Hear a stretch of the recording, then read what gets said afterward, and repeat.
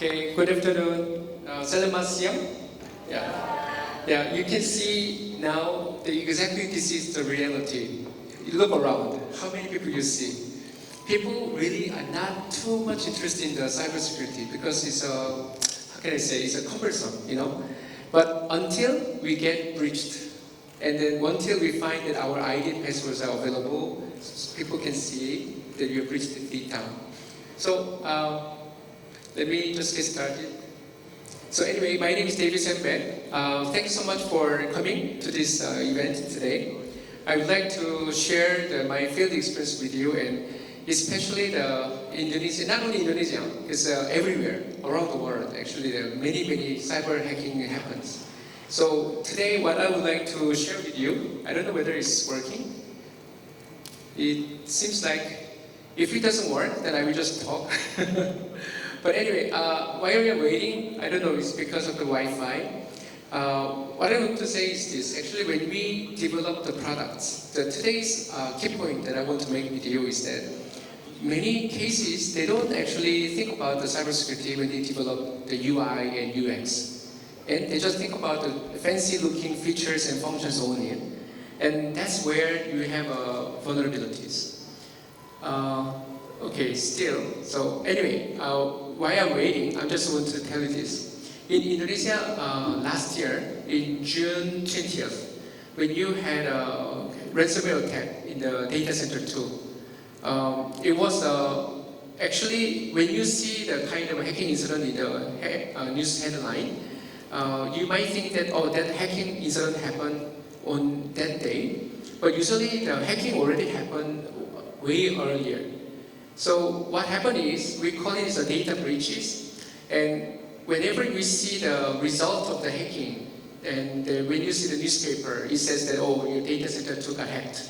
But like 2 years to 3 years, even 4 years before, they already have like an ID and password are usually stolen, and they are usually available to the cyber hackers. But they don't launch the attack right away. They keep those stolen data for some time, and until they have a right timing. And so now, unfortunately, I also do the so-called dark web monitoring. Are you familiar with the dark web? Okay. So dark web monitoring, actually, if you go to dark web, then you can find many stolen data. From Indonesia, what I have seen so far a lot is passports, and a lot of them, and also your national IDs, and passwords, and your emails, and your phone numbers, and your CVs, your resume. So if I see all those documents, it means that you have no privacy anymore. And so what I can do with that, I use that information. I'm not a hacker, I'm not a criminal, but if I were a criminal, I can use those information, then I can create a kind of attack, maybe targeting the certain companies or organizations. So finally, so when you see this image file, what do you think is missing? Something's not right, right? So yeah, seatbelt is missing. Huh? And now this is the normal car. So when you try to buy your car in the future, you are not going to ask the salesperson whether the car has a seatbelt or not. Is it correct? Because it's by default. All the cars in the world, if you can have an option like, okay, I don't need a seatbelt, just remove it. You will never say that. And so same thing has to happen to the products.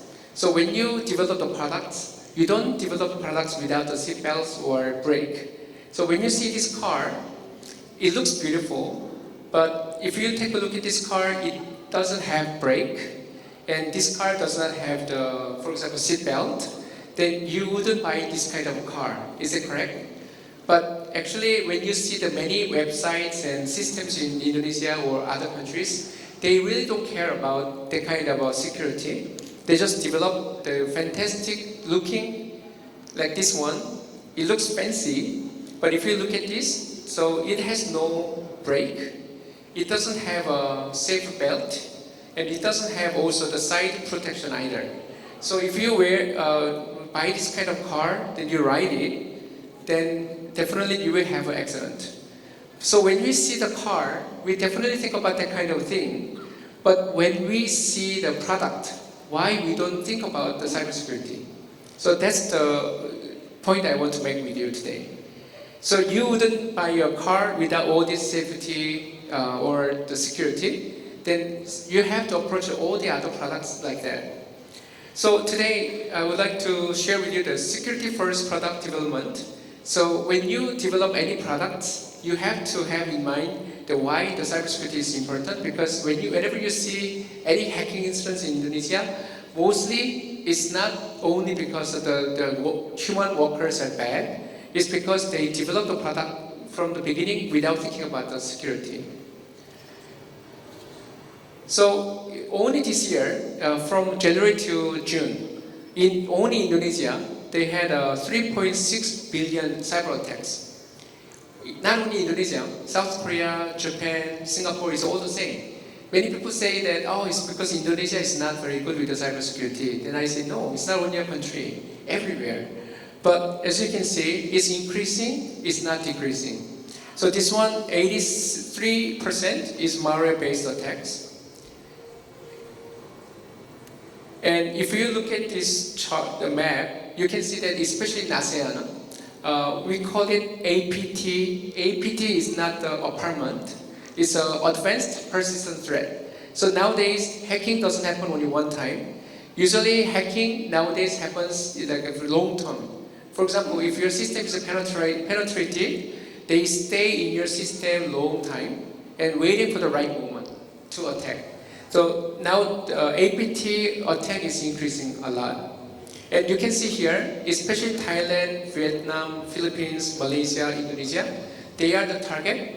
And this group, Earth Karma APT, is a hacking group. So they usually hack and target the telcos in this ASEAN area. So when you develop the products, if you think about it, if you are interested later after the session, you can. I will give you my name card. So if you want to know whether your ID passwords are hacked, then I can tell you whether it's breached or not. So I will give you my name card, and you can WhatsApp me. David, can you check my email address whether it's hacked or not? Then I can check for you.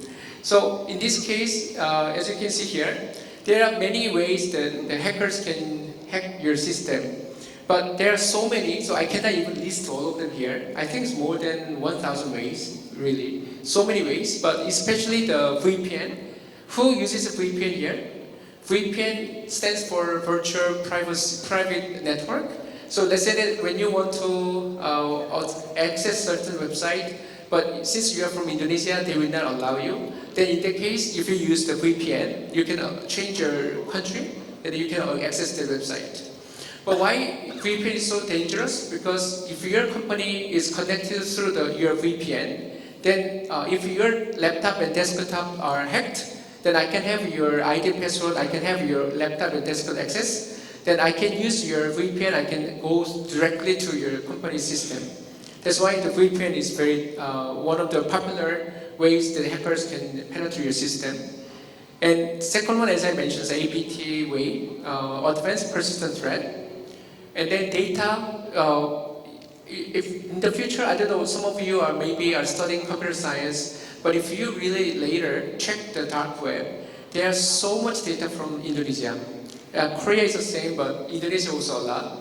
And IoT and the critical infrastructure like telcos, for example, or electricity, water, utilities, they are all good targets for cybersecurity hacking. So when you develop the products, I don't know your background, but let's imagine that you are maybe in charge of the product development in your company.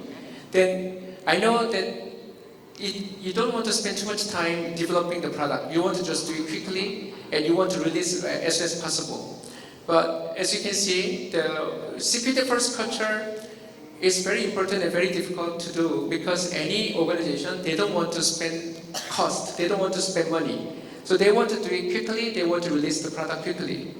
But if you want to make a safe or security in mind product development, then you have to have like a security first, culture first. That will be the foundation of the product development. Second one is that after that you can think about the UX and UI and also the functionalities. But you have to keep in mind that how you're going to build a cybersecurity or safe product. So it's like this. I try to make it very easy for you to understand. As you can see here, the left side is the one that we usually do. For example, let's say that you have a sugar and salt. They look alike, so you're confused about which one was the sugar and which was the salt. So when you make the cake, you made a mistake and you put let's say the salt into the cake. So imagine that this is a product, or the cake is your product, for example, Tokopedia, UI, UX, and you made it already and then you taste it. Oh, I put salt, not the sugar. Yeah, it's too late. Then you try to fix it. It takes too much time. But what usually people want to do nowadays is that, what if we can just check whether it's a sugar or salt first, and then we can start building the product. So we call it shift left in testing. So it means that tasting before baking. So it means that you want to check whether your product is safe or not before you start building the product. Because once you build the product and you try to fix it later, it'll be more expensive, it'll be more costly. That's why when it comes to the product development, nowadays people talk about the shift left in testing, not the shift to the right testing. I know that the expression is a little bit not really easy, but just simply put, just whenever you develop any product or any UI UX, just check whether it's secure or not. And so there is some plan for product and requirements phase. I think Daniel will do the presentation about his product as well later. But I think the basic things is like check whether it's secure or not. Whatever product you develop, you check whether this is really secure. If there's any cyber attack, whether you can protect your product or not. And all these things, but I want you to remember, there are regulations like a PDP law in Indonesia. But if you comply with the regulation, it doesn't mean that you are secure, because many organizations, they comply with the regulation, but still they get hacked. Because just the checkbox that you have to do this and do that and just follow the regulation, but doesn't really mean that your product is really secure. So you really have to think about what kind of attack can happen to your product. Like a Tokopedia also, I don't know whether I can say this one, but many websites in Indonesia, they get hacked. It's not only because the employees make a mistake, but because their websites or their system itself from the beginning is very vulnerable. So what if they can just build product while thinking about what kind of cyber attacks can happen to their products? Then that'll be better for them. And another one is, this one is, that's exactly what I want to say today. Actually, this is the main point. Whenever you develop a product, don't wait until your product is completed. Because as I mentioned, if you wait until your product is completed and try to fix it, it's too late. So it's better that you check every time. We call it SDLC. SDLC is I think you know that software development life cycle. So when you develop any product, just check every phase whether it's secure or not, whether it's strong against cybersecurity or not, cyber attack or not. Okay, where it doesn't go to the next page. Does it? Can you help me? Okay, now, okay. So actually it's a similar story. So as I mentioned, it's just to make sure that every phase of the development, just make sure that you are secure. And this is a very important concept, the zero trust security. You know what happens nowadays a lot? For example, if I want to hack, I don't have to hack any system sometimes, because I know, for example, this gentleman's ID and password, and he's sleeping around 3 a.m. I can just use his ID and password, I can just log in. Then I don't have to hack. But his system, his company will not know whether he's a hacker or not, because I'm using his ID and password. And later, they think that he's an insider. He's somebody who is working internally, and he's the one is the bad guy. But actually, he was sleeping only. So in that case, the concept from the cybersecurity is that zero trust means that don't trust anything. Whether it belongs to your company ID and password, what we have to focus on is the behavior of that person or that account. If he is sleeping and I log in by using his account, and I start downloading something very sensitive, like a very important data, then even though I'm using his ID password, it means that I'm a bad guy, and he just doesn't know his account is taken over by me. So zero trust you have to apply to any organization. You don't trust any device, you don't trust anybody. You have to check whether their behavior is right or wrong. And so this is operational resilience. You know that don't think that someday you will be hacked. You will not be hacked someday. You are already hacked. Just think this way. Your ID and passwords are all available on the dark web already. And you start from there. Then you will know that this kind of resilience, that after you got hacked, what are you going to do? So for example, let's say that there's a big company in Indonesia. They have a lot of money. So the headquarters might be well protected. But what happens to the supply chain, especially, let's say that I'm the big company in Indonesia, and maybe this gentleman is one of my suppliers, and his company is very small. Then if cyber attackers try to attack headquarters, it can be very challenging. But his company is around 10 people, or maybe just 10 developers. In that case, it's easier for the cyber hackers to hack his system, not the headquarters. So that's what happens around the world. So they are not going to hack the headquarters of Tokopedia. They are not trying to target the headquarters of the big companies in Indonesia, Salim Group. They are going to find the suppliers who are very weak and very small players. And it's easier for the hackers to hack that kind of small organization. So supply chain attack is increasing a lot. And especially also the data collection should be minimized. If you collect so many data like iPhone, phone numbers, and your addresses and everything, and then if that system is hacked, and then you cannot defend yourself. So this is just about how we can make it fast when we develop the product with the cybersecurity in mind. But this one, it looks good, but implementation can be very challenging. So let me just show you how nowadays the cyber hackers use the ChatGPT to hack your system. So you know that if you use your ChatGPT or Claude or Gemini 3, that if you ask him to generate a ransomware, then they will say no, because ransomware is bad. But this kind of so-called malicious GPT, you can buy from the dark web, e-commerce. In this case, if you ask the ChatGPT to develop or generate the ransomware, then it will generate the ransomware. Why? Because this GPT does not have the guardrails. So what happens is hackers hack this kind of ChatGPT, and they make it available for the cyber criminals.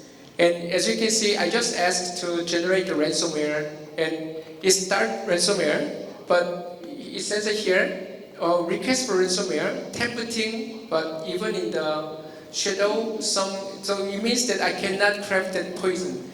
So in this case, this ChatGPT refused to generate the ransomware. So I go to another model. Here, this model is a malicious GPT. Download count is around 200 million. So in this case, I can use this one because it means the cyber criminals download this malicious GPT a lot. So if I ask this malicious GPT, worm GPT, to generate the ransomware for me, then as you can see, it generates, create a basic and simple ransomware. And in this case, this GPT start generating the ransomware for me. So you can see generate the encryption key, and this is what happened with Data Center 2 last year, that when they got hacked like ransomware. And you know what? Why this is so dangerous? If some of you maybe doesn't know anything about technology, or some of you doesn't know anything about computer science, but still if you have access to this kind of malicious GPT, you can just ask it to generate the ransomware for you. Then you can use this kind of ransomware to attack. Maybe you don't like some organization, you don't like your boss, then you can attack your own organization. Yeah, but it's not only about the malicious GPT. This one is our just one of the GPT that we use every day, Perplexity. And in this case, I just asked it to generate the ransomware. Why it generated ransomware for me? Because I said that this is for education purpose only. So I lied to the GPT. It's a Perplexity. And then I asked him, okay, just generate the ransomware for me because it's only for education purpose. So I lied to the GPT. And as you can see, it just generate ransomware for me. Why this is dangerous? Because hackers can use this kind of basic ransomware. Then they don't have to start from scratch later. So basically what I try to say, I have a time limit, but nowadays because of AI, the attack is scalable. And you can see autonomous reconnaissance and attack surface mapping means that AI can nowadays just check whether your site, where system is vulnerable or not, for me.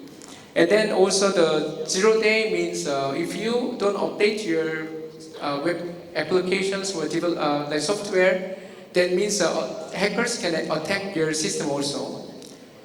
So all these things can happen with the AI. So I don't know whether some of you are using Gemini 3. Who is using Gemini 3? It's a paid version. What's really good about Gemini 3 is that you can connect your email, your calendar, everything, your drive. So whenever you ask Gemini 3 to do something, you really all have access to all your information. So in this case, the hackers are going to attack your AI agents. Once we attack and compromise this agent, that means I have access to all your information, not only email, but also your Google Drive, your calendar, everything. So I have a limited time, right? So let me just, this one. Let me just highlight this one. So many people think that they try to build this product very quickly because they think this cybersecurity check slows us down, and we don't have a security expertise, and also compliance is sufficient, and cost is too high. Because if you build a product checking the security every phase, it'll take like maybe 10 months. But if you don't care about the cybersecurity, maybe it'll take around 3 months only. So you might think this is cheaper, but actually in the long run, if they are hacked later, the cost is a lot bigger. So that's why when you see this kind of castle, these are protecting their castle, but castle already has a lot of holes. So imagine that this is a product, and they're inside, the hackers are inside already. So when you develop a product, you have to keep in mind. So what happened, this company in the UK, it's a 158-year-old company, but they got the ransomware attack one day, and that's why they shut down their company. They went bankrupt. So the ransomware attack or cyber attack actually is really, really expensive if you don't mind, if you don't care. Why they are breached? Because they were using very weak password. You know that in Indonesia, what password is most frequently used is Bismillah and Sayang and Laha Hisa, and also Merdeka. Those are the most frequently used passwords in Indonesia. So many people use Bismillah 1234, 1234 Bismillah, or password, or Laha Hisa, or Merdeka 1234, 1234 Merdeka. So try not to use the kind of simple passwords, because that's the one of the reasons why you get hacked. So this one I try to make a point that many telcos, like SK Telecom in Korea, also Singtel, they all hacked because the telcos are a very good target, because telcos have information about everything about yourself, your location, your phone number, your data, everything. And so in Korea, we also have a Tokopedia called Coupang. Coupang recently got hacked. They have a fantastic UI and UX, but doesn't matter whether it's beautiful and it's very functional or not, still they get hacked. And then they lost a lot of data. And so Asahi in Japan also same. And so what happened is Data Center 2, the last year, what happened is at the time, They had only the Microsoft Defender, which is a free antivirus.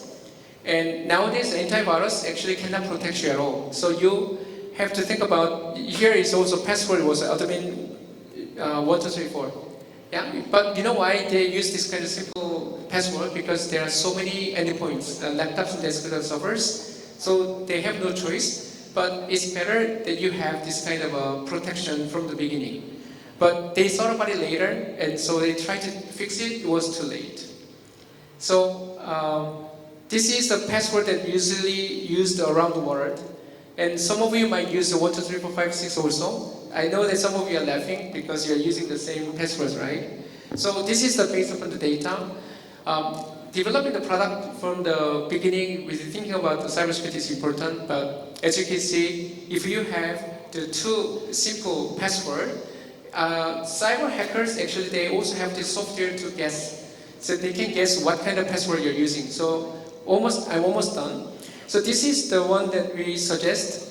From the beginning, when you have any product, usually you can choose whether you want protection or not. But what if from the beginning, the default is already security, and you can see here, max out the security settings by default.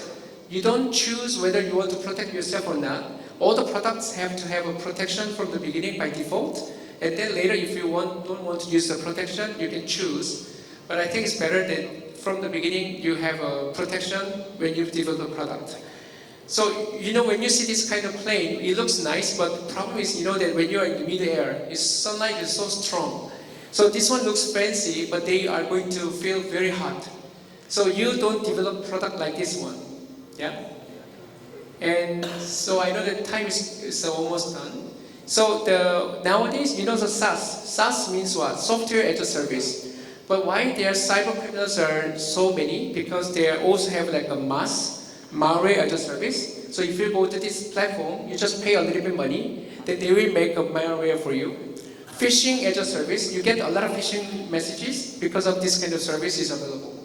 And ransomware as a service, you just pay some money to the ransomware platform, then they will launch the attack for you and exploit marketplaces like a dark web, e-commerce like a Tokopedia style.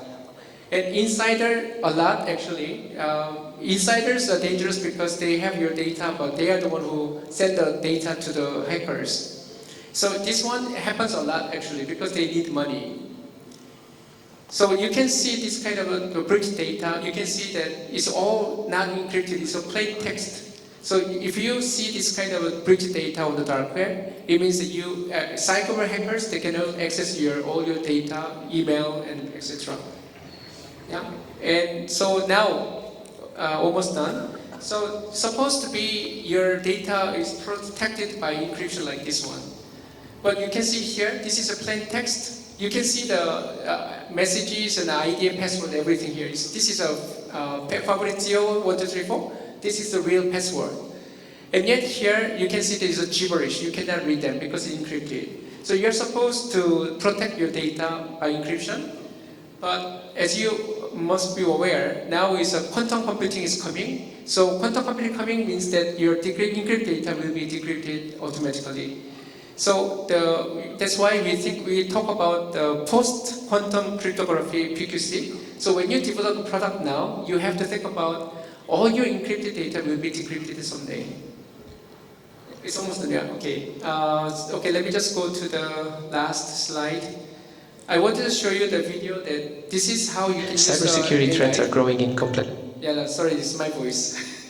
So anyway, to make a conclusion, antivirus is dead. So don't rely on the antivirus too much only. You need to have a professional, like a paid level of the antivirus and also EDR.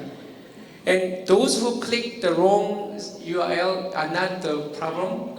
Your whole system has to work together. So the cybersecurity is a teamwork, it's not one individual's problem. So let's say you have only 2 people are in charge of the cybersecurity, but your company like 100,000 employees, then you have to allocate more resources and more money for cybersecurity. Otherwise, people will be tired and they will make a mistake, then you can blame them forever.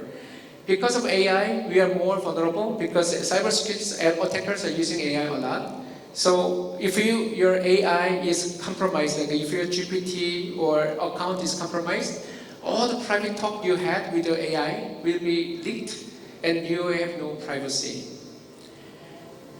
So thank you so much for your attention, everyone. I know it's not an easy topic, so thank you. Okay.